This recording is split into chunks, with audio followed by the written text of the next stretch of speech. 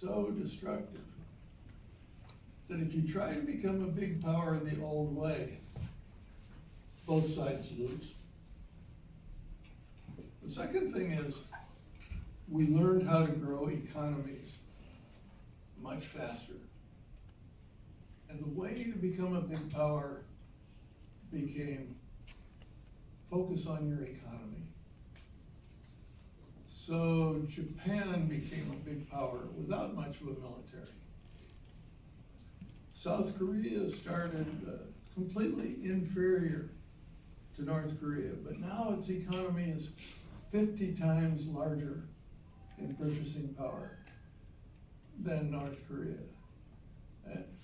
Indonesia was this hopeless, divided country that claimed all of Southeast Asia. But after 1966, they gave up the claims to the rest of Southeast Asia and focused on the economy. And by building their economy, their country became more stable and it became the acknowledged leader of Southeast Asia. And Deng Xiaoping noticed this. Why are all our neighbors doing better than we are? And he cut the military budget from 16% of GDP to 3% and focused on the economy. And China became a very big power, even before the current military buildup. But the most useful story of the New World is what happened in the Cold War. The United States and the Soviet Union didn't fight a big war. It wasn't won by who had more military. The United States created an economic system. It was based on the so-called Bretton Woods institutions. World Bank that funded infrastructure around the world. GATT, which became the WTO, and the IMF, which created common standards. And they created an economic system where US allies became very prosperous. And a system of economic development helped places like South Korea and Indonesia, and eventually even China. It created a network of prosperous friends. And they were friends partly because the US had helped them become prosperous. The Soviet Union put all its money into the military, and it went bankrupt. It didn't run out of ammunition, it ran out of money. After the Cold War, the United States made a terrible and stupid mistake. It allowed those institutions to atrophy, to become relatively weaker. It got rid of its aid programs. It cut back its State Department diplomacy. It didn't want to increase the capital of the World Bank and the IMF. We had a very stingy Congress. And it didn't want to reform the governance of those institutions to reflect the modern world. The governance of the World Bank and the IMF and the ADB were created to mirror the world of 1947. Well, now there are some other big powers in the world, big economic power, including China. But the US didn't want to give China more votes, or India, or Brazil.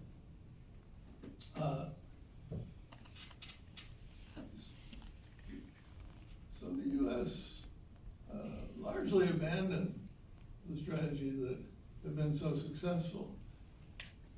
Now along comes China with something called Belt and Road. What's Belt and Road? Development banks that fund infrastructure and a set of institutions that try to create common standards, common railroad track standards, common IT standards, common customs clearance standards. To me, that looks like Bretton Woods with Chinese characteristics. I call it a constructive theft of US intellectual property. Constructive because it's good for China and it's good for the world. So China's trying to play the game that the US played for half a century after the Cold War. The problem for China is it tries to use economic magnetism to increase its own stature and prestige. It has a problem with almost every country on its borders. All from North Korea, South Korea, Japan, Philippines, Indonesia, Brunei, Vietnam, all the way around to India. It has a territorial conflict with almost every maritime neighbor. And because of what's happening in Xinjiang, it has a potential religious problem with all its land, with almost all its land neighbors. The US had no territorial conflicts in the Cold War. So China has a much more difficult situation trying to use this grand strategy of economics to become the world leader. So the game is mainly economic. Every country needs a strong military. Otherwise, the economics doesn't have a chance to flower. Unfortunately, Trump spends an awful lot of time focusing on the phony issues. But the real issues, which Democrats and Republicans agree on, and Obama was coming around to, since the United States had to take a firm stand on some things.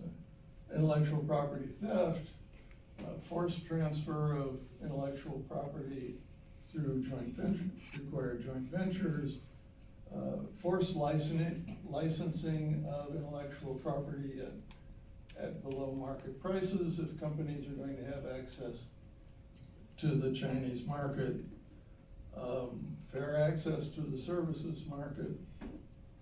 The US is almost completely open to what China is good at, manufacturing.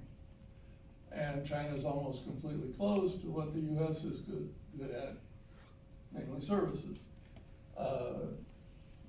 That's okay when China's a very small power, not when it's already a big power. And one example of the kind of problems. So we're good at services. We have these very successful credit card companies, Visa and MasterCard.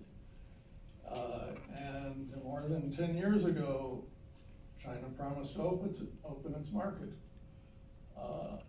to them.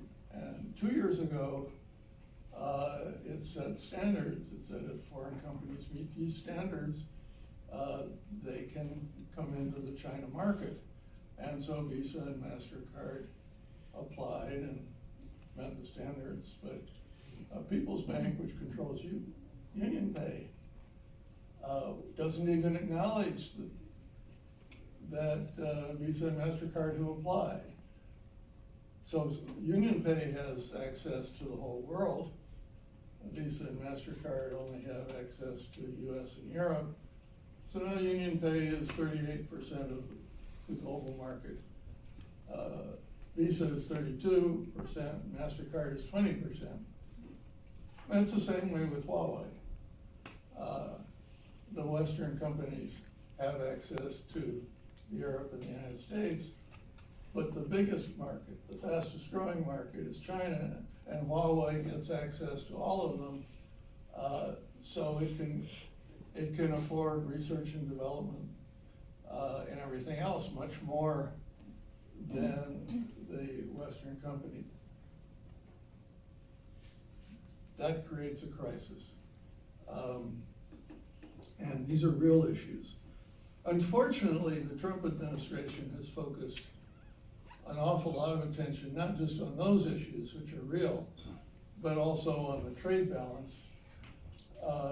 Most of you have taken first semester economics and know that a country's trade balance is how much it saves minus how much it spends. So the trade balance problem was created by us Americans. It's not created by China. But Trump and his economic advisor apparently forgot first semester economics.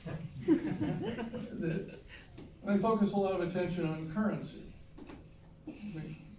China's manipulating its currency. Well, currency manipulation means you're undervaluing your currency so you can export more. For a while, China did that, but for the last 6 years, China's currency has been overvalued. And when it dropped recently, it's at market value. I wrote a book 3 years ago called Renminbi Rising. So I follow that very closely. What the Trump people are saying about currency is just nonsense. Unfortunately, there's a huge amount of energy put into those trade balance and currency issues. They're also very worried about manufacturing 2025. China's going to take over all of the high-tech manufacturing. Well, the Japanese tried this. And the US was terrified. When I was starting my career, Japan had this industrial policy, and these big companies that were subsidized by the government and guided by them. And they had a few very expensive successes, and they had a lot of very expensive failures. It was a disaster for Japan. And their industrial policy was more carefully planned than China's. So Trump should be celebrated, but again, doesn't understand economics. The fundamental situation of America is that we failed to adjust to the modern world. Manufacturing jobs are going away, the way agricultural jobs went away in a previous era. If you take care of your people and train them and move them to new jobs, the way Zhu Rongji did in China, when 45 million state enterprise workers were moved into service economy jobs. We only lost, that was in 10 years, China lost 45 million jobs, but they moved people, they helped people. We lost 3 million in 10 years, but we didn't help people. And so people are angry, and so they elect Trump. And now Trump is following very destructive economic policies. All the economic indicators look good, but the policies lead to eventual disaster.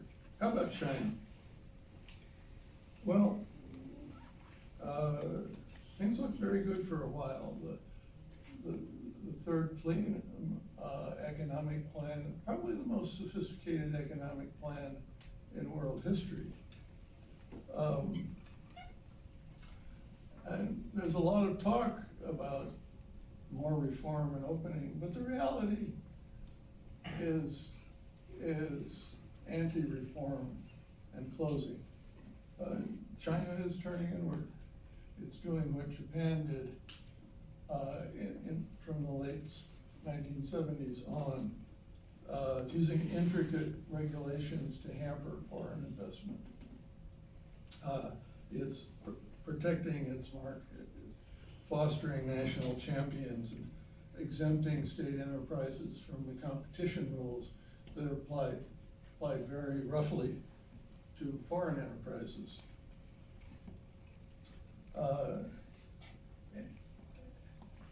And although China has this wonderful third plenum economic plan based on market allocation of resources, the reality is the state is allocating $1.7 trillion of subsidies to state enterprises.